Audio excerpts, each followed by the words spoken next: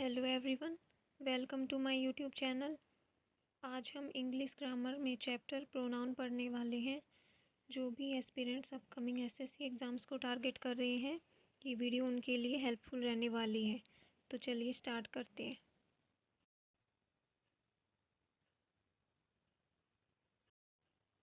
सबसे पहले हम प्रोनाउन की डेफिनेशन देख लेते हैं। What is pronoun? A word that replaces a noun is called as a pronoun. जो भी वर्ड नाउन को रिप्लेस करते हैं वो प्रोनाउन कहलाते हैं। जो भी वर्ड्स जो कि नाउन के प्लेस पर यूज किए जा सकते हैं। There are 3 types of pronoun. Pronoun basically 3 प्रकार के होते हैं: personal pronouns, demonstrative pronouns and relative pronouns. इन सब के बारे में हम एक एक करके पढ़ेंगे। इसमें सबसे पहले आते हैं personal pronouns. When we speak in English there are 3 persons involved. जब भी हम इंग्लिश में बात करते हैं तो 3 पर्सन्स है जो कि इन्वॉल्व होते हैं। द वन हु स्पीक्स, जो बोलता है उसे बोलते हैं first person. The one who lessons, जो सुनता है उसे बोलते हैं सेकंड पर्सन।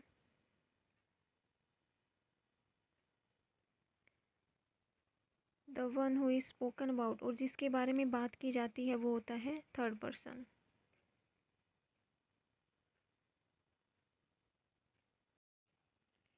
इन तीनों के बारे में आगे हम डिटेल में जान लेते हैं। इसमें आता है सबसे पहले first person. First person singular में यूज़ होता है आई और प्लूरल में यूज़ होता है वी। सेकंड पर्सन सिंगुलर में यूज़ होता है यू एंड प्लूरल में भी यूज़ होता है यू। थर्ड पर्सन सिंगुलर में यूज़ होते हैं ही, शी, इट एंड प्लूरल में यूज़ होता है दे।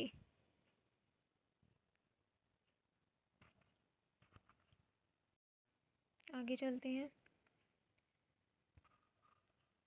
Cases of personal pronoun.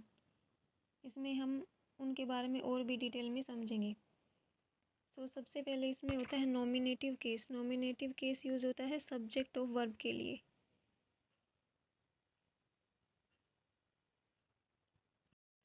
और इसमें यूज़ होते हैं फर्स्ट पर्सन के लिए आई, सेकंड पर्सन के लिए यू एंड थर्ड पर्सन के लिए ही, शी एंड इट। और प्लूरल में हो जाएंगे वी, यू एंड दे। ये फर्स्ट पर्सन, ये सेकंड पर्सन के लिए और ये थर्ड पर्सन के लिए।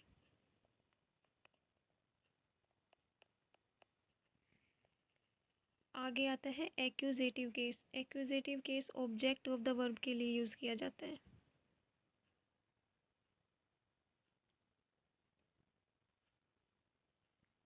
इसमें आते हैं फर्स्ट पर्सन में मी, सेकंड पर्सन में यू एंड थर्ड पर्सन में हो जाएगा हिम, हर और it.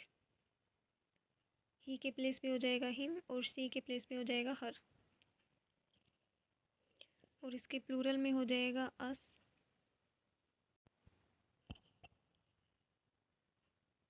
You and third person के लिए them.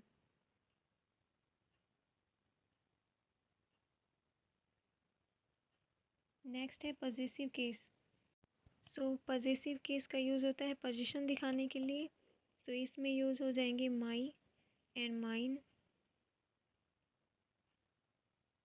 Your, yours, his, her, its, hers. And plural में यूज़ हो जाएंगे आवर या आवर्स, योर, योर्स, देयर या देयर्स।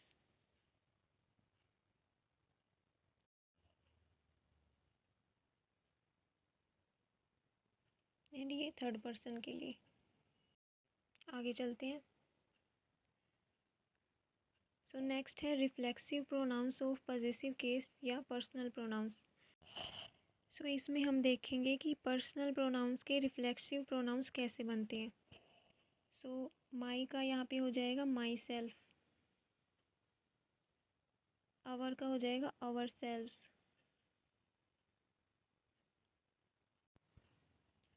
आवर का आवर सेल्फ नहीं होगा, आवर सेल्व्स ही होगा। यू का हो जाएगा योर सेल्फ या योर सेल्व्स, दोनों यूज़ कर सकते हैं। हिम का हो जाएगा हिम सेल्फ, इट का इट सेल्फ, एंड देम का them selves.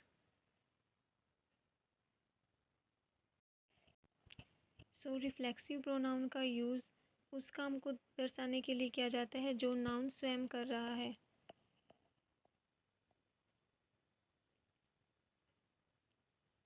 These words are used to denote such actions whose result is on the doer of the action.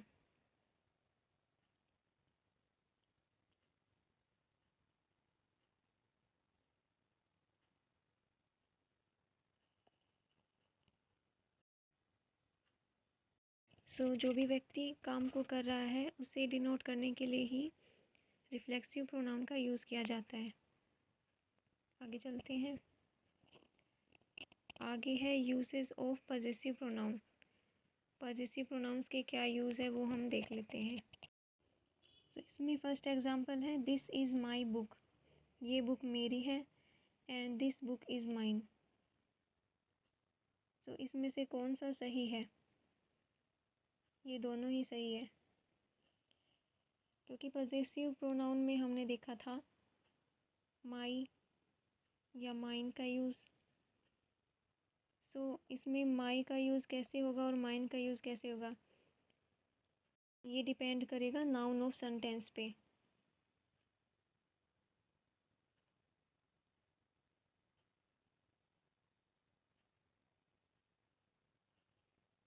Noun से पहले यूज़ होगा माई और नाउन के बाद यूज़ होगा माइन। हमारे फर्स्ट एग्जांपल में नाउन है बुक, तो इससे पहले यूज़ हुआ है माई, और यहाँ पे नाउन है बुक और इसके बाद यूज़ हुआ है माइन। ऐसे ही इज़ माई फ्रेंड, यहाँ पे फ्रेंड है नाउन, नाउन से पहले यूज़ होगा माई और फ्रेंड, यहाँ पे नाउन फ्रेंड है तो इसके बाद यूज़ होगा mine. Whose idea is this? It's my या it's mine। माई का यूज़ तो नाउन से पहले होगा, ये नाउन के बाद है तो ये रॉन्ग हो जाएगा। इट्स माइन तो ये सही हो जाएगा, नाउन के बाद है। पॉजेसिव प्रोनाउन का ये यूज़ आप समझ गए होंगे, तो आगे चलते हैं। नेक्स्ट है sequence of personal pronouns in a sentence. Personal pronouns का किसी भी सेंटेंस में क्या सीक्वेंस होना चाहिए उसके बारे में हम देखेंगे। इसमें फर्स्ट है a sentence that accepts guilt और मिस्टेक। जो सेंटेंस गिल्ट और मिस्टेक को एक्सेप्ट करता है उसके लिए पर्सनल प्रोनाउंस का ऑर्डर है वो क्या होना चाहिए, 1 2 3। इसके लिए ऑर्डर ये होगा, 1 होगा फर्स्ट पर्सन के लिए, 2 होगा सेकंड पर्सन के लिए और 3 थर्ड पर्सन के लिए। गिल्ट और मिस्टेक अगर किसी सेंटेंस में दिए हैं तो ये ऑर्डर ये रहेगा 1 2 3। ऑल पर्सन्स आर सिंगुलर, जब सेंटेंस में सभी पर्सन्स है वो सिंगुलर दिए हुए हों तब ऑर्डर रहेगा 2 3 1, यानी सेकंड पर्सन पहले आएगा, then third person and first person आएगा लास्ट में। और अगर सेंटेंस में एक सिंगुलर दे रखा है एंड रेस्ट प्लूरल दे रखे हैं तो भी यही ऑर्डर रहेगा 2 3 1 का। ऑल पर्सन्स आर प्लूरल, जब सारे ही पर्सन प्लूरल हो तब ऑर्डर रहेगा 1 2 3, first person, second person and third person.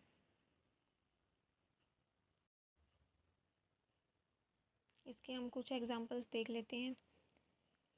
जैसे फर्स्ट एग्जांपल में दिया है Ram and I are going out. Ram और मैं बाहर जा रहे हैं। Would you like to join he and me, क्या आप हमें ज्वाइन करना चाहोगे। सो इसमें ही एंड मी दोनों सिंगुलर है, बोथ सिंगुलर। सो इसका जो ऑर्डर होना चाहिए वो 2 3 1 होना चाहिए। सो इस सेंटेंस में ये ऑर्डर तो सही है, लेकिन यहाँ पर इनका सब्जेक्टिव केस नहीं एक्यूजेटिव केस में यूज़ होगा।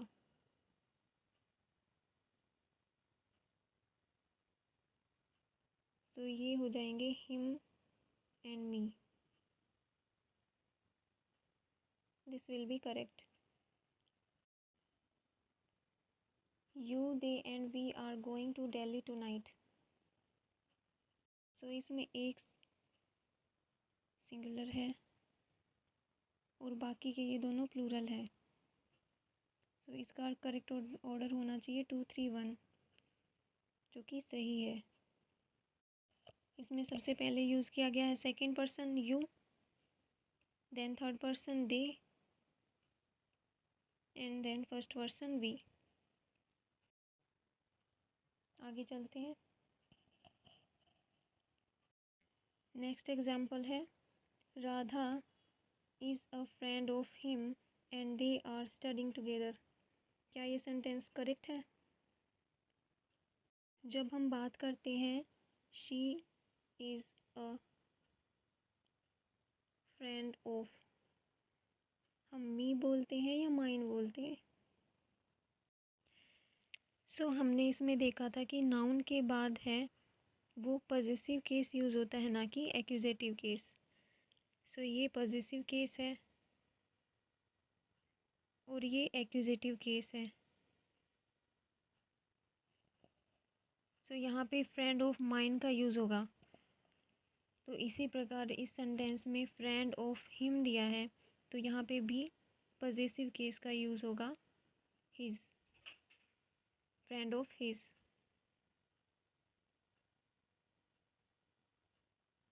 This will be correct.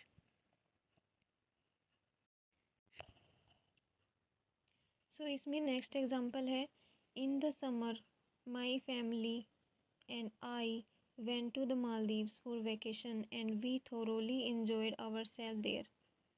सो हमने देखा था कि आवर का जो रिफ्लेक्सिव प्रोनाउन होता है वो आवर सेल्व्स होता है, आवर सेल्फ नहीं होता है। सो ये रॉन्ग होगा। सो यहाँ पे आवर सेल्व्स का यूज़ होगा। आगे चलते हैं। नेक्स्ट आते हैं डिमॉन्स्ट्रेटिव प्रोनाउंस।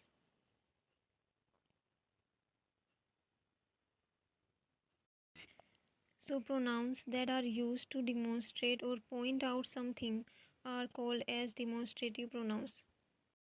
जो भी pronouns किसी पर्सन या थिंग को प्रदर्शित करने का काम करते हैं वो डिमॉन्स्ट्रेटिव प्रोनाउंस कहलाते हैं।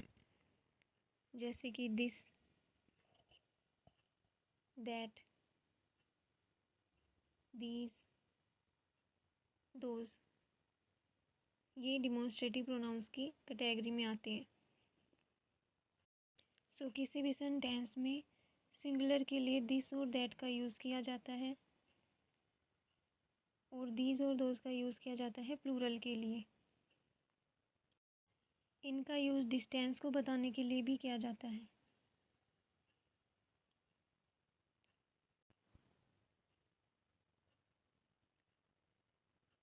पास की वस्तु को दिखाने के लिए दिस का यूज़ किया जाता है, जैसे क्लोज बाई। तो इसके लिए यूज़ एंड दीज। और फार अवे, दूर की वस्तु के लिए यूज़ होगा दैट और दोज का।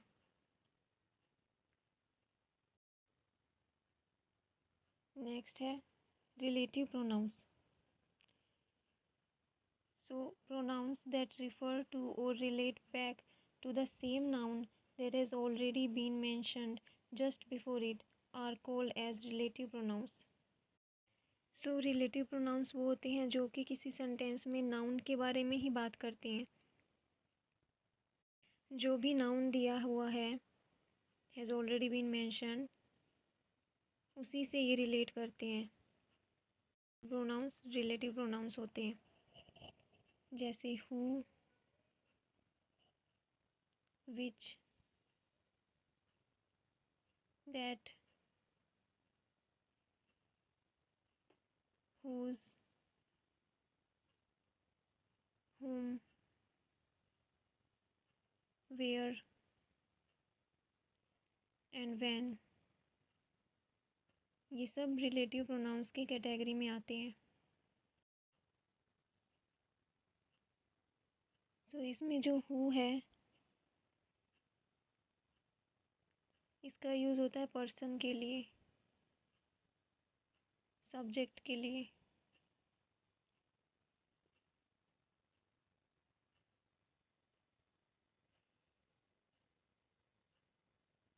विच एंड दैट दोनों का यूज़ होता है थिंग्स के लिए भी और एनिमल्स के लिए भी।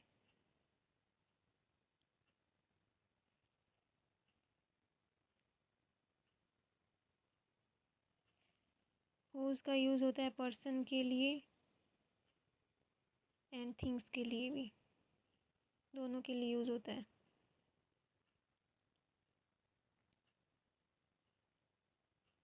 होम का यूज़ होता है पर्सन के लिए ऑब्जेक्टिव केस में।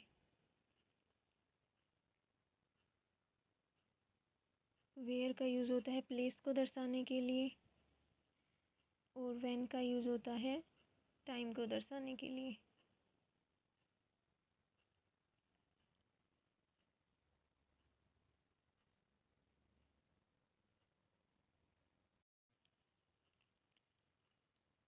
सी is my sister who is a teacher. तो ये जो हु है ये रिलेटिव प्रोनाउन है और सिस्टर है ये नाउन है। यहाँ पे हु का यूज़ सिस्टर के लिए किया गया है जो कि नाउन है। She is my sister who is a teacher. वो मेरी बहन है जो कि एक टीचर है। This is the book which या that my teacher gave me. ये वो बुक है जो मुझे मेरी टीचर ने दी थी। सो यहाँ पे द बुक है ये नाउन है और विच और दैट ये रिलेटिव प्रोनाउन है और ये जो दिस है ये प्रोनाउन है, demonstrative pronoun.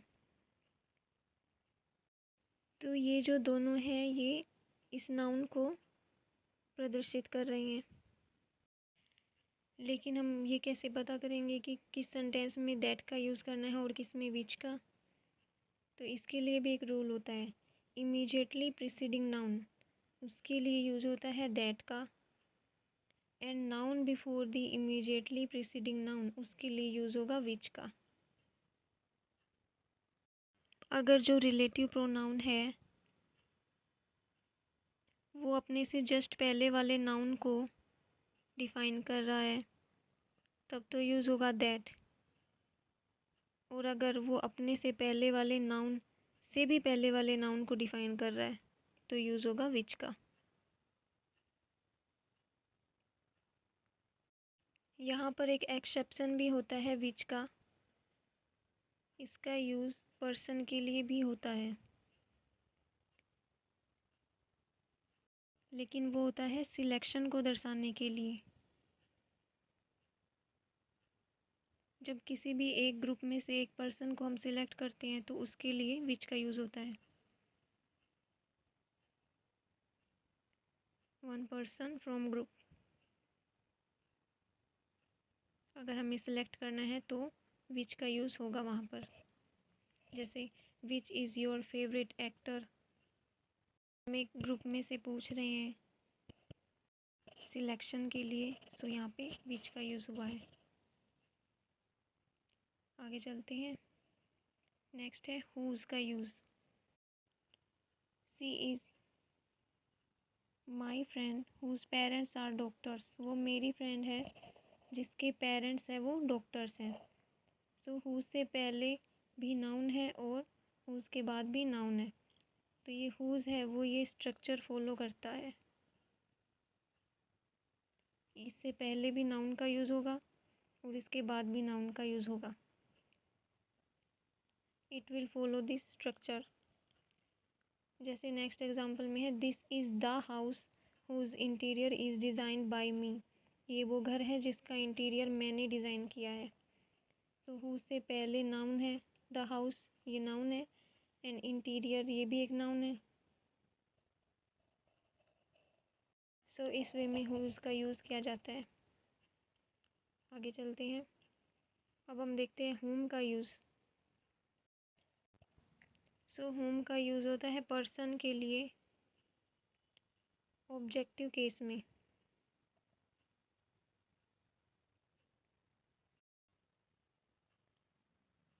Confusion between who and whom. So यहाँ पे एक कन्फ्यूज़न होता है कि सेंटेंस में हम हु का यूज़ करें या होम का यूज़ करें। सो सब्जेक्ट ऑफ वर्ब के लिए हम हु का यूज़ करते हैं और ऑब्जेक्ट ऑफ वर्ब के लिए हम होम का यूज़ करते हैं।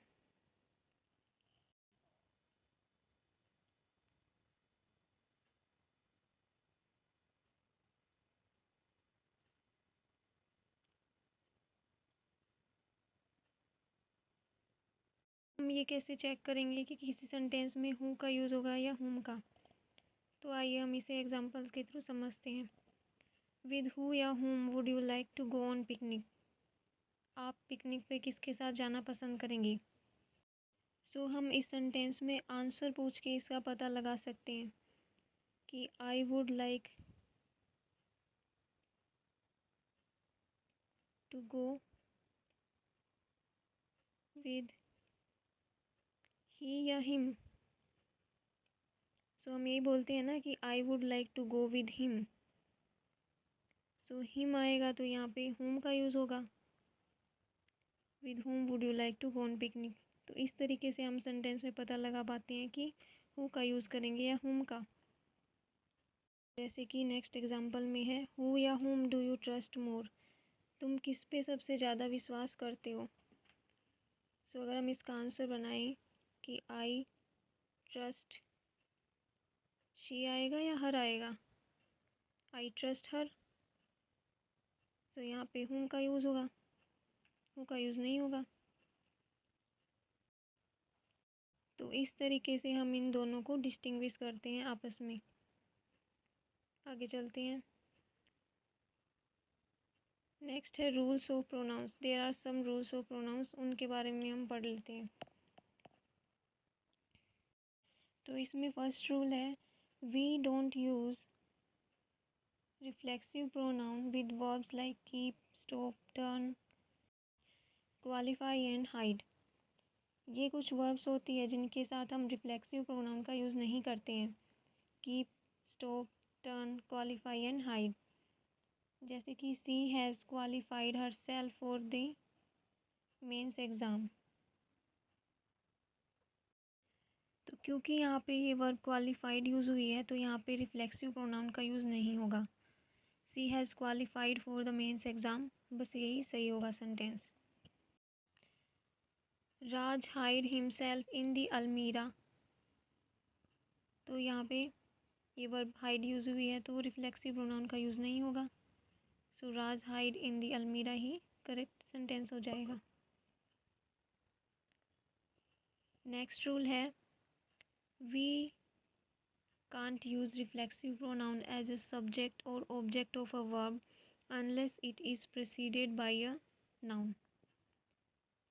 कि हम रिफ्लेक्सिव प्रोनाउन का सब्जेक्ट या ऑब्जेक्ट के रूप में तब तक यूज़ नहीं करेंगे जब तक कि जो नाउन है उससे पहले दी नहीं हुई हो।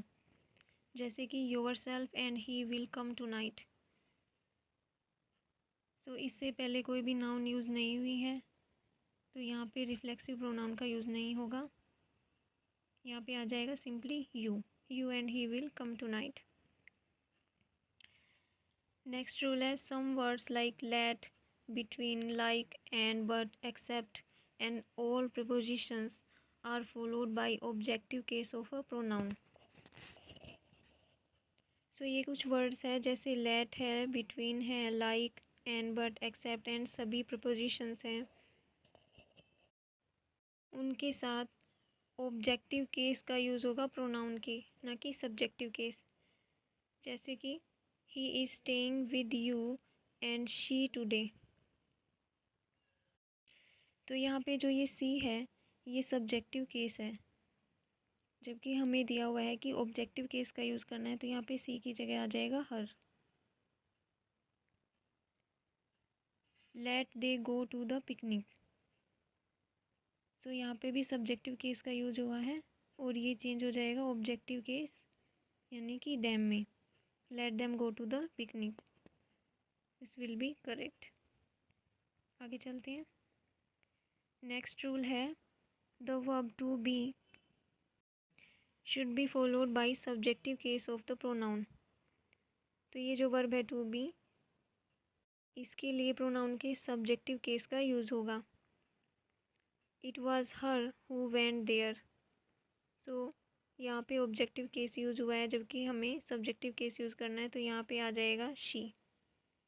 It was she who went there. It is me who have done all the work. So यहाँ पे भी ऑब्जेक्टिव केस का यूज़ हुआ है, जबकि यूज़ होगा subjective case. So it is I will be correct hair.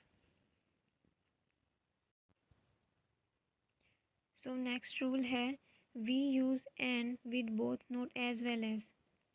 हम बोथ के साथ एंड का यूज़ करेंगे, ना कि एज वेल एज का।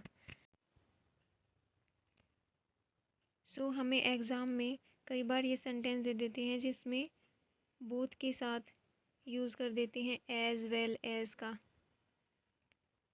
जो कि रॉन्ग होता है। बोथ के साथ यूज़ होगा एंड।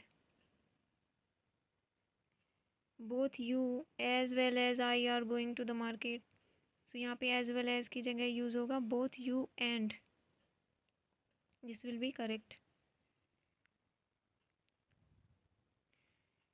नेक्स्ट रूल है some words like separation, favour, mention, pardon, leave, sight, excuse don't take possessive pronoun with them. तो ये कुछ वर्ड्स हैं जिनके साथ पजेसिव प्रोनाउन का यूज़ नहीं होता है। जैसे कि इस एग्जांपल में दिया हुआ है आई नीड योर फेवर। सो ये जो योर है ये पजेसिव प्रोनाउन है, जबकि हमें दिया है फेवर के साथ पजेसिव प्रोनाउन नहीं आएगा, तो ये यहाँ पे रॉन्ग होगा। इसके लिए करेक्ट सेंटेंस हो जाएगा I need a favour from you.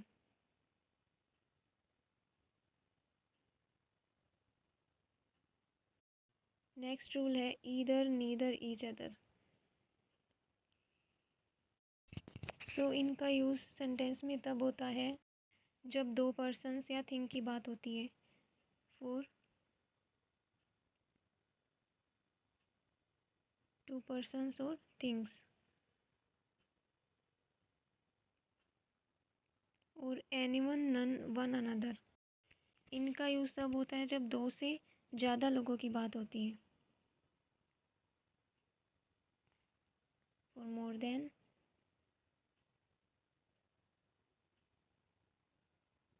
To persons और थिंग्स।